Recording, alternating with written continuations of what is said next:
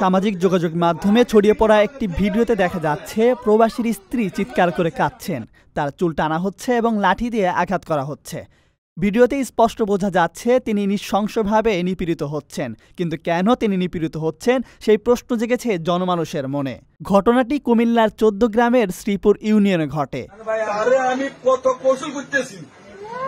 স্থানীয়দের বরাতে জানা যায়, প্রবাসীর স্ত্রীকে ধরে রাখা হয় এবং অনৈতিক সম্পর্কের অভিযোগে তার স্বামীর সঙ্গে বিবাহবিচ্ছেদ ঘটানো হয়। পরবর্তীতে ৫ লাখ টাকা কাবিনে তাকে পরকীয়া প্রেমিক বিল্লাল হোসেনের সঙ্গে বিয়ে দেওয়া হয়।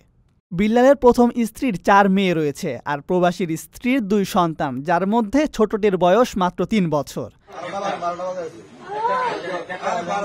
ইউপি সদস্য বজলুর রহমান ওই নারীকে হাত বেঁধে মারধর করেন এবং সালিশে বিষয়টি সমাধানের চেষ্টা করা হয়। ১৪ গ্রাম থানার ভারপ্রাপ্ত কর্মকর্তা হেলাল উদ্দিন আহমেদ জানিয়েছেন, ভুক্তভোগী বা পরিবারের কেউ অভিযোগ করতে রাজি নন, তবে ইউপি সদস্যকে আটক করতে পুলিশ চেষ্টা করছে এবং আইনগত ব্যবস্থা নেওয়া হবে বলে জানিয়েছে।